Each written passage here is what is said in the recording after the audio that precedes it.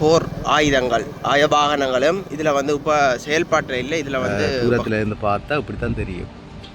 இப்போ அங்கே பாயிற தண்ணி இப்போ எங்கட முகத்துகளுக்கு அடிக்குது. அந்த அளவுக்கு இருக்கிறதெல்லாம் அடித்து கேட்டேன் உடனே சொன்ன. இதில் பாருங்கள் 4 கதவு திறந்திருக்கணும்.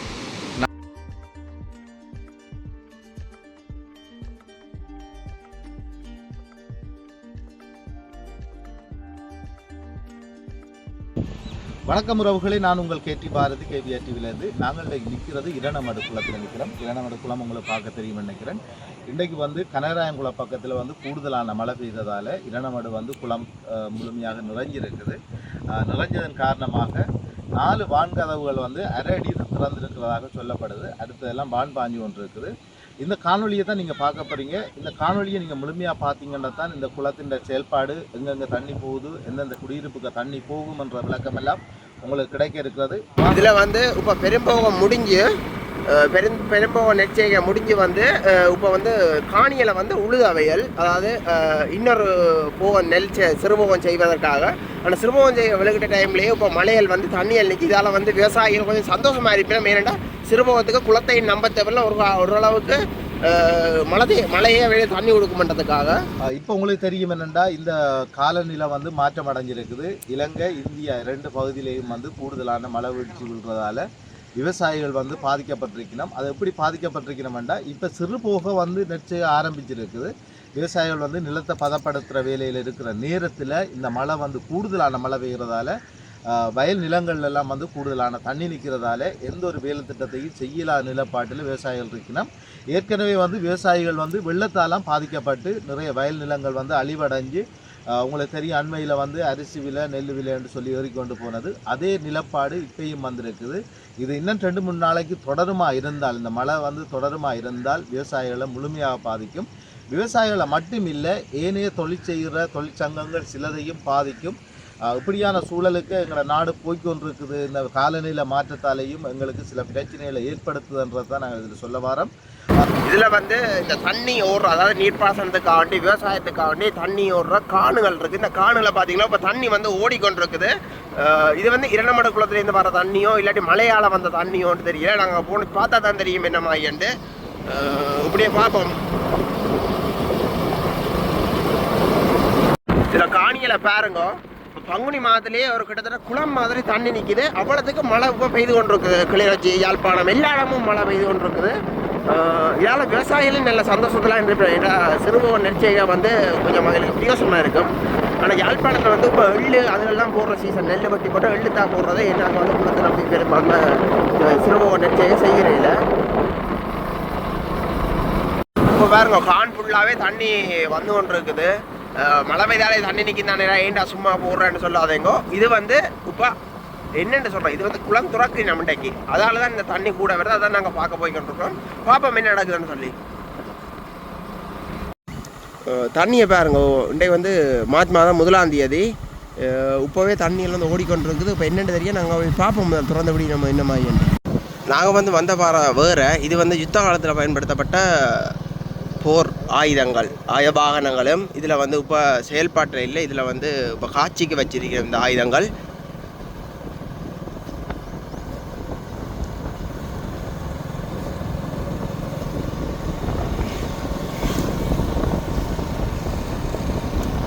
இது வந்து செயின் பிளாக்னு சொல்கிறது, அதாவது செல் அடிக்கிறான்னு அதான் இது வந்து கருத்தை பெயின் ஆன்டிக்ரோசல் அடித்து வச்சிருக்கேன்.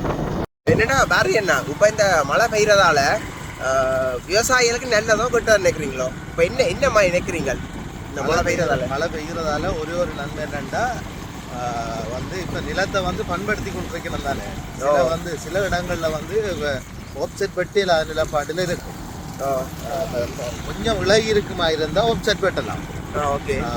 ஆக கூட மழை பெய்ஞ்சா ஆப்செட் கூட இறக்கலாம். அது வயலுக்கு இறக்கி ஒன்றுமே செய்யலாம். அது என்னென்னா இப்போ சிறுபோகத்துக்கான வேலை திட்டத்தை வந்து எல்லாருமே விவசாயிகள் ஆரம்பிச்சுட்டாங்க. அதில் கூடுதலான மழை பெய்யுமா இருந்தால் எந்த வேலையும் செய்யலாது. ஆனால் அது வந்து ஒரு நார்மலாக ஒரு மழை பெய்துட்டு விட்டுதுன்னா ஓகே, ஆப்செட் வெட்டலாம், அதுக்கப்புறம் வில்லராக போடலாம், போட்டு நிலத்தை பண்படுத்தி விடலாம். ஆனால் இப்போ பெய்கிற மழையால் வந்து எந்த வேலையும் செய்து கொள்ளலாது. அதை விட இப்போ குளங்கள் வந்து நிறைஞ்சிட்டா வான்பாய வலிக்கிட்டு வான்பாய வலிக்கிட்டா விவசாய நிலையங்களை வந்து மூடி பாயும். அப்போ எந்த ஒரு வேலை திட்டமும் எதுவுமே விவசாயிகளால் செய்ய முடியாது. சரி, நாங்கள் அப்படியே காலையை தொடர்ந்து பாப்பா வெளியில் நடக்குதாண்டு. சரி சரி பாருங்க. இப்போ இந்த மாடுகள் எல்லாம் ரோட்டில் நிற்கிது, என்ன காணிகளுக்கு எல்லாம் தண்ணி நிற்கிது, மற்ற காணியெல்லாம் உழவலு கட்டிட்டோம். உழவலு கட்டுறதால மாடுகள் வந்து காணிக்க போய் மேயலை. அதால் இப்போ இந்த ரோட்டுகளில் இருக்க புல்லுகள்லாம் மேய்ஞ்சு கொண்டு போகுது. ஒரு விதத்தில் இந்த மழை பெய்கிறதால மிருகங்களுக்கு நல்லது. ஏன்னா இந்த புல்லுகள் வளர்ந்தால் அதில் சாப்பிட்டு அதில் பசி யாரும். இங்கே ரோட்டில் பாருங்க கண்ணுக்குட்டியெல்லாம் நிற்கிது. இந்த பகுதியை பாருங்க இப்படி இருக்கண்டா. இதுதான் இரணமடுன்ற தூரத்தில் இருந்து பார்த்தா இப்படி தான் தெரியும். இப்படி இருக்குன்னு பாருங்க. இதில் தான் வந்து இந்த பகுதிக்கு விடுறது, வயல் நிலங்களுக்கு வாய்க்காலில் போகிற தண்ணி இதெல்லாம் விடுறது. ஆனால் இன்னும் இது திறக்கல, மற்றெல்லாம் திறந்துட்டாங்க. அழிஞ்சு பாருங்க, இதுதான் அந்த பாதை, இதுக்குரிய பாதை. எப்படி தண்ணி ஓடுதுன்னு பாருங்க.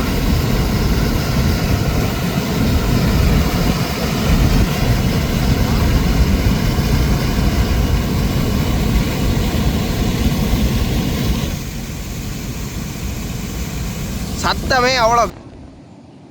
அதில் வந்து வலை போட்டிருக்கணும், வலையை பார்த்து கொண்டு வரீனமா பாருங்க. மீன் படலில் போல் கிடக்குது. பட்டிருந்தால் இப்போ பிடிச்சி பிடிச்சி போடுவீங்கன்னா இப்போ தூக்கி தூக்கி பார்க்க. மீன் பிடிக்கிறவர்கள் இந்த பகுதியிலையும் மீன் பிடிக்கிற நிறைய பேர் இஞ்சால பக்கம் பிடிக்கிறேன். இன்றைக்கு இந்த தண்ணிப்பான ஸ்டார்ட், அதில் இன்னும் கனவேர் இல்லை, இனித்தான் வருவாங்கன்னு நினைக்கிறேன். உறவுகளே பாருங்கள், இரணமடு குளம் வந்து 3-4 கதவு, எத்தனை ஐயா திறந்துருக்காங்க? 4 கதவு. எத்தனை அடி திறந்துருக்கு? 4 கதவு திறந்துருக்கு. அரை அடி முழுமையாக திறக்கல. அதோட மற்ற இதெல்லாம் வந்து மான்பாஞ்சு ஒன்று இருக்குது. கூடுதலாக உங்களுக்கு தெரியும் நினைக்கிறேன், இதை பார்க்க தெரியும். ஃபுல்லாக வரல தண்ணி இருந்தாலும் இன்னும் ஒருக்கா மழை ஒரு அரை மணித்தியாலம் இரணமடு அங்கால என்ன கனராயங்குளம் பக்கம் மழை பெய்யுமா இருந்தால் இது வந்து தண்ணி கூடுதலாக திறக்க வேண்டி வரும். சரி, நாங்கள் இப்போ வண்டு ஒருக்கா பார்க்க போகிறோம். பாருங்கள், நாங்கள் இப்போ குளத்தின் வண்டுக்கு வந்துட்டோம். மிகப்பெரிய ஒரு உயரமான வண்டு. இங்கே பாருங்கள், தண்ணி இப்போ எவ்வளோ தூரம் நிற்குதுன்ட்டு பாருங்கள். இது ஒரு ஆபத்தான ஒரு பிரதேசம்தான், நாங்கள் வரக்கூடாது. இந்த இதில் போட்டுக்கிறாங்க பாருங்கள், அனுமதியின்றி உட்செல்ல தடை. ஏன்னா இதுக்குள்ளே போகிறதுக்கு யாருக்குமே அனுமதி இல்லை, அனுமதி பெற்றாக்கள் மட்டும்தான் இதுக்கு போகலாம் என்றதை போட்டிருக்கணும். இந்த வண்டு வந்து குறைஞ்சது 3 கிலோமீட்டர் வருமா?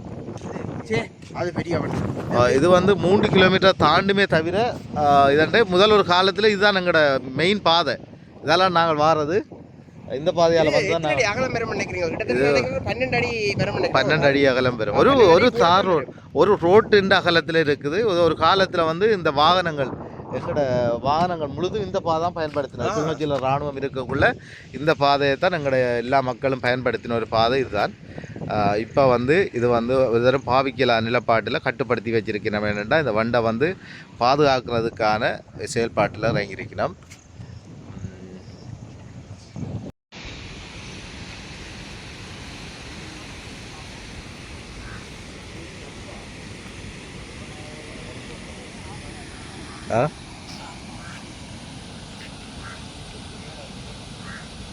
என்ற அழகை பாருங்கள், இந்த எப்படி வான் பாய்ஞ்சு கொண்டிருக்கண்டு. இது வந்து பெரும்பாலும் நான் நினைக்கிறேன் இன்னொரு கொஞ்சம் தண்ணி கூடுமெண்டா நீங்கள் இஞ்சால பக்கமும் 4 கதவும் திறக்க வேண்டி வரும் நினைக்கிறேன். இந்த மழை பெய்யலை, இப்போ வெயில் ஒதுக்கி கொண்டிருக்கிறதால சில நேரம் இதோட நிப்பாட்டுறாங்களோ தெரியலை. ஆனால் எப்படி இருந்தாலும் இவ்வளோ தண்ணி வீணாக போய்கொண்டிருக்குதானே, இவ்வளோ தண்ணியும் வீணாக தான் போய்கொண்டிருக்குதுன்னு நினைக்கிறேன். இப்போ பாருங்கள், இந்த வான் கதவுக்கு மேலால், வான் கதவு திறக்கிற அந்த கதவு இருக்குது தானே, அதுக்கு மேலால் கொஞ்சம் தண்ணி பாயுது.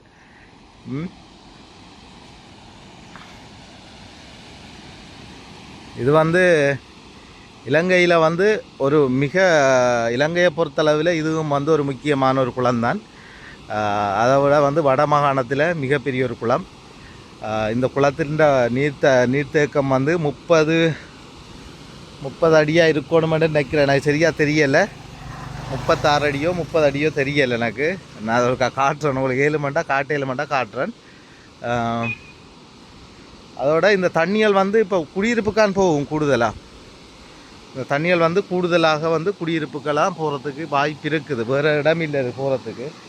இப்போ கொஞ்சத்தால் இப்போ எல்லோரும் வந்து மீன் பிடிக்கிறாங்கெல்லாம் வந்துடுவாங்க. ஏண்டா இப்போ அறிஞ்சு தான் பெறுவாங்க. ஏண்டா வான்கதவுகள் திறந்தால் மீன்கள் வந்து வெளியேறும். இதுக்கால அந்த பெரிய மீனெல்லாம் பெறும், சின்ன மீனல்ல பெரிய மீனெல்லாம் பெறும். அப்படியான ஒரு சூழல் தான். அரை அடி திறந்ததாக சொல்லப்படுது. அரை அடி வந்து திறந்துருக்கணும் வான் கதவு. 4 கதவு திறந்துருக்குறாங்க, அரை அடி. அப்படி தண்ணி கூடுமா இருந்தால் இன்னும் கொஞ்சம் கூட திறப்பினோம், இன்னும் கொஞ்சம் உயரமாக திறப்பினோம். வந்து யாழ்ப்பாணத்துலேருந்து வந்திருக்கிறீங்க. இப்போ இது என்னென்ன அறிஞ்சு வந்தீங்க? அறிஞனா நேற்று ராத்திரியே நியூஸில் சொல்லி போட்டேன் தானே. ஆனால் அது கொப்பி என்ன வந்து இப்போ ஒரிஜினல்ட்டு வரல இந்த நியூஸ். கொப்பி என்ன வந்திருக்கு, நான் சந்தேகத்தில் காலையில் உங்களுக்கு அடித்தேன். நான் உங்களுக்கு தெரியும் தானே, 5:30 அண்ணன் அடித்தேன் நான். என்கிட்ட அண்ணன் வந்து என்னென்னா அண்ணன் வந்து கிளிநொச்சியில் இருக்கிறதெல்லாம் அடித்து கேட்டேன். உடனே சொன்னேன், தனக்கு தெரியாடா, தனக்கு அதுகளிலேயும் ஒரு சிநேதங்கள் இல்லையாண்டார். அவன் டக்குனு வன்னி உள்ள கணக்கு அடித்து பார்த்தேன். அவர் சொன்னார் தனக்கும் தெரியாதான் முத்தங்களில் நிற்கிறாண்டார். அவனால் சரி எதுக்கும் சும்மா போடி போக்கா வந்து பார்ப்போன்னு வந்தாங்க. வந்த இடத்துல உண்மையிலே வாங்க திறந்தான் இருக்கணும். இப்படியே காலையிலே திறந்து பாருங்க மறக்காமல். இங்கே பாருங்கள் எப்படி இருக்காண்டு. உண்மையில் அழகு தான். ஆனால் இருந்தாலும் எங்களுக்கு வந்து இந்த தண்ணி போகிறதால சில இடங்கள் வந்து குடியிருப்புக்கு தண்ணி போகும். அதால் மக்களுக்கு சிரமமாக இருக்கும். ஆனால் ஒன்றும் செய்யலாது. இங்கே குளம் நிறைஞ்சால் அங்கே திறந்து விடத்தான் வேணும். அதை எதுவும் தவிர்க்க முடியாது. ஆனால் நிறைய இடங்கள் வந்து இப்போ வந்து கூடுதலாக மக்களின் குடியிருப்புக்கு தண்ணி போகிறதுக்கு 100% வாய்ப்பு இருக்குது. சில நேரம் நாங்கள் அதையும் போய் காணொலியாக உங்களுக்கு போடலாம். எந்தெந்த பக்கத்துக்கு தண்ணி போயிருக்குன்றதையும் இப்போ போடலாம். ரஜித் பிளாக் அவர் வந்திருக்கா யாழ்ப்பாணத்துலேருந்து வந்து அவர் வந்து காணொலியை பதிவு செய்து கொண்டிருக்கிறார். இதில் பாருங்கள் 4 கதவு திறந்திருக்கணும். 4 வான் கதவு திறந்துருக்குது. மிச்ச கதவுகளும் திறப்பாங்க நினைக்கிறேன். ஏன்னா தண்ணி மேலால் கொஞ்சம் பாயுது பாருங்கள். இதற்கு மேலால் பாஞ்சு கொண்டே இருக்குது. அதால் வந்து மற்ற கதவுகளும் திறக்கிறதுக்கு வாய்ப்பு இருக்குது. இதில் வந்து வேலும் வந்து வீடியோ எடுத்து கொண்டு நிற்கணும்.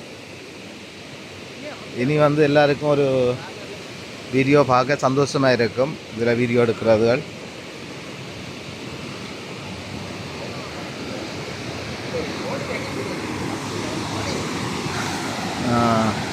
பாருங்கள். இந்த 4 கதவு தான் திறந்துருக்குறாங்க.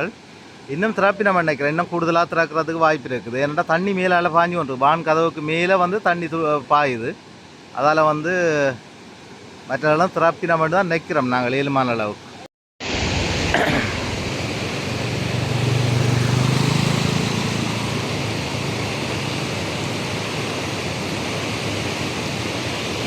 ஏற்கனவே ஒருத்தர் வந்து குளிக்கிறதுக்கு குதிச்சோ ஏதோ சம்பவத்தில் ஒரு ஆள் இறந்த பிறகு இந்த பாதுகாப்புகளை வந்து பாருங்கள் எப்படி செய்து வச்சுக்கிறாங்கன்ட்டு. யாரும் வந்து அதுக்குள்ளே போகலாது.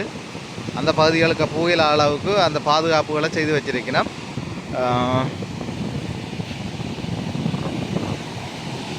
இப்படி இப்போ திறந்து விடுறது நல்ல. ஏனெண்டா திடீரென்று திறந்து விட்டால் தான் கூடுதலான தண்ணிகள் வந்து அந்த கிராமங்களுக்கு இறங்கி மக்களும் வந்து இடம்பெயர்ந்து தண்ணிக்குள்ளே தவிச்சு பள்ளிக்கூடத்துகளுக்காக போய் அவைகளுக்கு உதவி செய்தன்ட்டு சொல்லி நிறைய பிரச்சனைகள்.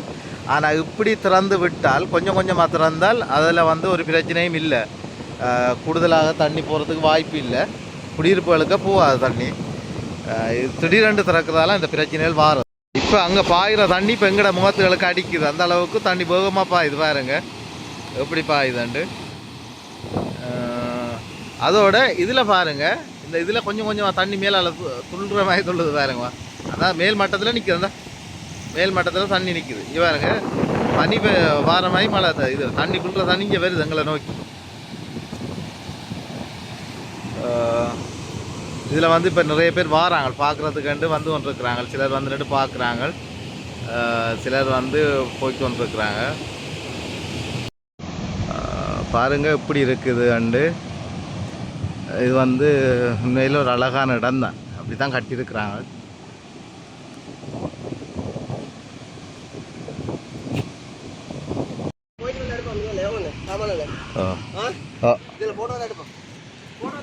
ஓ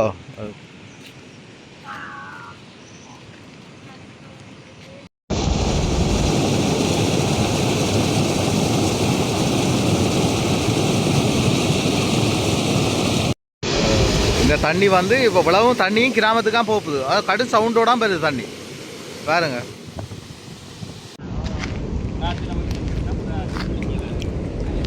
கொஞ்ச நாள் போகக்கூடாது. மழை பெய்யாது, நேற்றெல்லாம் மழை பெய்யாது, இன்னைக்கு மழை இல்லை, மழை பெய்யாது பால் கூட்டிடுறோம். அப்படி அண்ணன் வீசப்படுறாரா வலை போட போகிறாரு. ஏண்டா அவர் சொல்கிற இது சரி, அங்கால வலை போட்டிருக்குறாங்கள, அதெல்லாம் அவங்க படிக்கல இறங்கி பார்க்க போகிறாங்க. அண்ணன் வீசப்படுறாரு, பார்ப்போம் அது வீசுறது என்ன மேட்டு நீங்கள் பாருங்க ஒருக்காவா பாருங்க. இது வரைக்கும் ஒரே ஒரு மீன் தான் பட்டிருக்கு. அண்ணன் வந்து கண்ணீரமாக நிற்கிறார். இப்போ வந்து வலையை வீச போகிறார். அது மீன் பார்த்து தான் வீசுவி, நம்ம இப்போ எப்படி வீசுகிறான்னு தெரியல, பார்ப்போம். பார்க்குறாரு இந்த இதுக்கு வீசினா சரியான்ட்டு பார்க்குறாரு. பாருங்க பாருங்க இந்த வீசப்படுறாரா.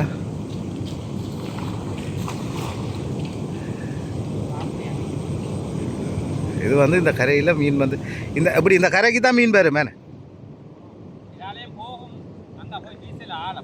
ஆள மேனே கொண்டு போயிடும். இழுவ பிரச்சனை சின்ன கொஞ்சம் தான் திறந்துருக்கான். அது அந்த மீன் கொண்டு மீன் தான் படி விட்டுருக்கேன். ஆ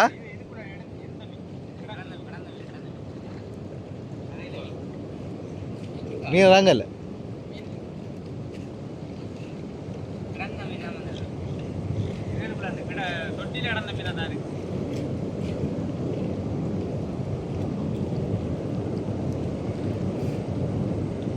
இப்பயும் மீன் ஒன்றும் படலை போல் கிடக்குது.